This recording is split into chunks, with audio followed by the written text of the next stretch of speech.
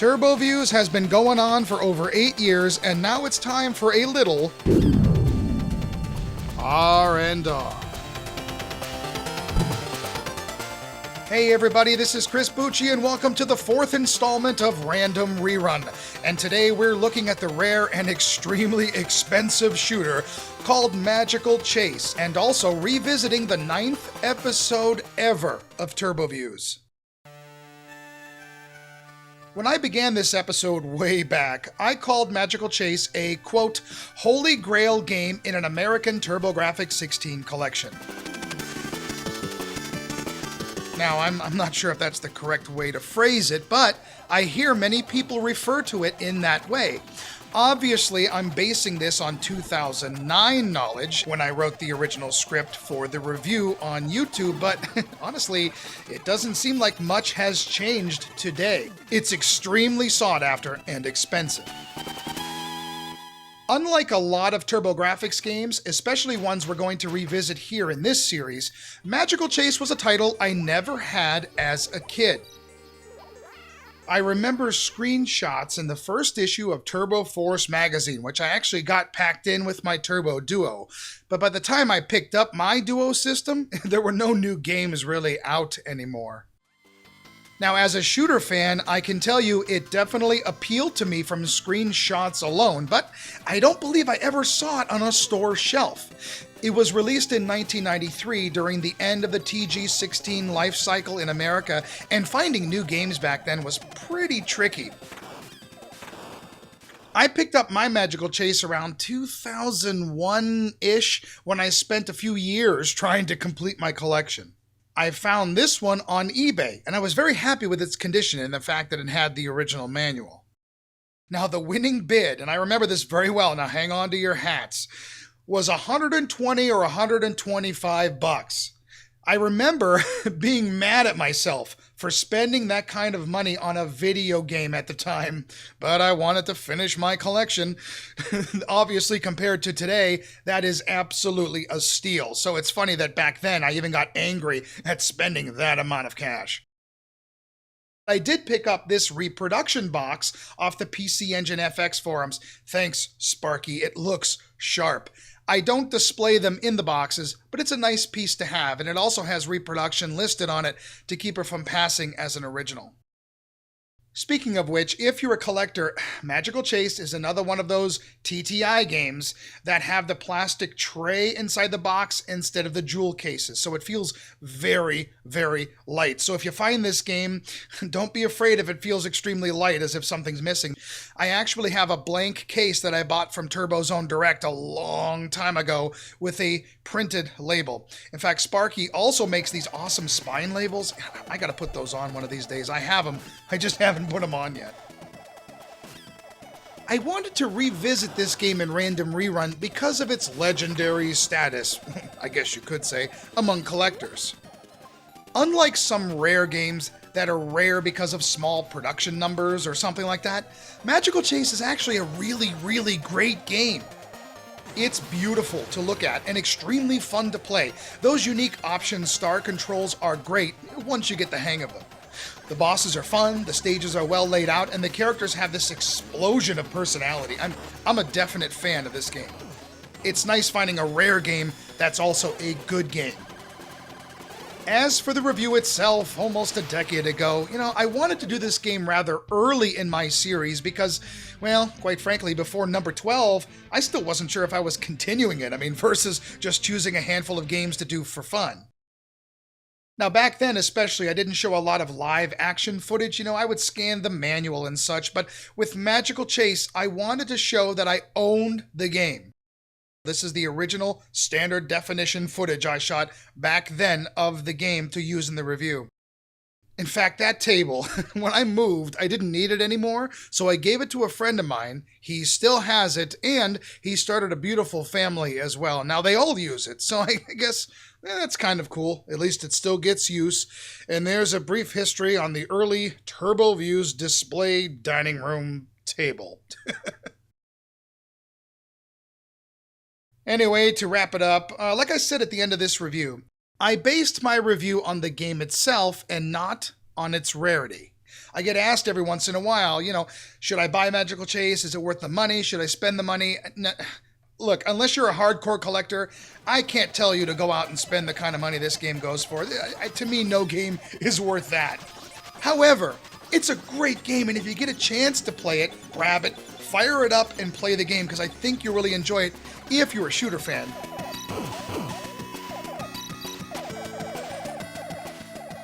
Anyway, that's enough of my rambling. Let's go ahead and take a look back at the old TurboViews episode on Magical Chase.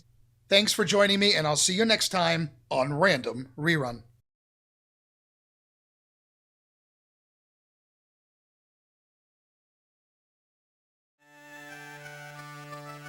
Ah yes, Magical Chase, one of the holy grail games in an American TurboGrafx 16 collection. Released in 1993, toward the end of the Turbo's life cycle, Magical Chase is said to be produced in rather small numbers, and as a result goes for a ridiculous amount of money on eBay and beyond. And yes folks, here it is in all its glory, one of the rarest and most expensive turbo chip games out there. Man, I'm almost afraid to be touching this game right now, let alone playing it. Must insert into console. There. Well, too late to back out now. The story revolves around Ripple, a student of magic, who accidentally snuck a peek into the forbidden book called The Sleeping Demons and unleashed these demons into the world. Ripple's teacher, who was a witch, wasn't too happy about that and has given her an ultimatum. Get these demons back into that book or else you'll spend the rest of your life as a frog. Well, guess what? Ripple's going demon hunting. So, she sets off into side-scrolling shooter heaven to destroy the strange and magical demons who are out for little girl blood.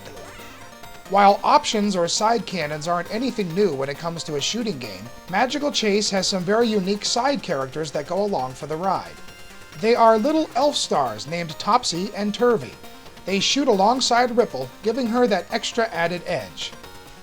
What sets this shooter apart from others is the ability for you to utilize Topsy and Turvy to suit your own needs. They can be shifted around at your will, shooting in multiple directions. They can also be fixed in a position of your choosing, which helps in defeating enemies in hard-to-reach areas. Sometimes you can also position them carefully enough to act as a shield to protect Ripple from being hurt. It takes a while to get used to controlling these little guys, and is very strange at first, but this aspect really propels Magical Chase into the stratosphere from a gameplay aspect. It's such a unique concept that the game defaults to Breeze mode, which includes only the first 3 levels of the game, but it gives you some time to learn the usage of these little guys. At the end, you get a cute little "thanks for playing, now stop being a pansy and try the harder stages" message, and then you can move on to either the normal bumpy or the harder rough mode. Can you upgrade your weapons like in normal shooters? Of course, and that's where good old Halloween Jack's Magic Store comes into play. Once again, Magical Chase takes the typical a step further by allowing you to purchase upgrades and items throughout the quest. As you destroy enemies, they will drop little gems. These gems can be used to buy items such as weapon upgrades for both Ripple and the Elf Stars, the elixir to recover your energy, which is a must, or the Fruit of Life, which adds another hit to Ripple's health bar. The different weapons available become more powerful as each stage progresses, but also the price increases. These weapons range from a 3-way shot, to a wave cannon, to a general increase in shot multipliers. The necessity to buy items also gives you a reason to be constantly collecting the gems that enemies leave behind, and truthfully, it's fun. Some enemies also drop candy, which replenishes Ripple's health bar. The levels are all pretty well laid out and offer a different charm of some kind. It seems to switch from a fantasy-like or magical appearance to something of almost a dreamlike state. The enemies are extremely varied. Some are so darn cute, you feel guilty for shooting them. Aw, poor teddy bear, I'm sorry. All of them are unique and have their own distinct personality. The mini-bosses and end-bosses are all pretty fun, with interesting patterns and attacks. Strangely, the game showcases the mini-bosses in the opening title of each stage. I guess it's just a tease.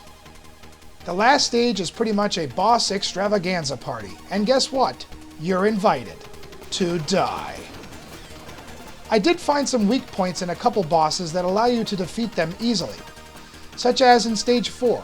You can sit right up onto the boss and destroy him without even moving a muscle. Or the final boss of the game, where positioning the elf stars downward can guarantee you a simple hideout spot at the top right. These two game flaws are rather unfortunate. The rough mode adds a little more challenge than the normal setting, but all of the stages are within acceptable difficulty for defeating them. I was disappointed in the endings, which are essentially text-based. Yeah, showing me stats is kinda cool, but that's it? Even the breeze mode gets a better ending, and that one tells you to screw off and restart the game. Oh well. Anyway, the graphics are just visually beautiful with multiplex scrolling and amazing colors. The visual atmosphere of Magical Chase never disappoints. The sounds and music are also really great and add to that magical theme. Now, the music isn't something you'd listen to in the car, but it always enhances the experience. Magical Chase has that addictive factor in place that just makes you want to pop it in and shoot everything in sight. It's so addictive to kill the baddies and continuously collect the gems that they leave behind that you really can't explain why. And this addiction factor in Magical Chase is a trait you'll find in every stellar shooter. I'm basing this review on the game itself and not whether or not the game is a rare one.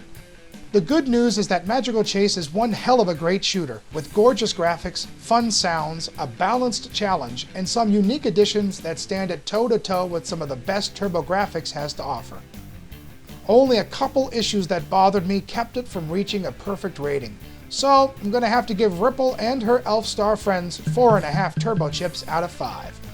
And now if you'll excuse me, I have to go get this rare game, lock it into a box so it won't get hurt.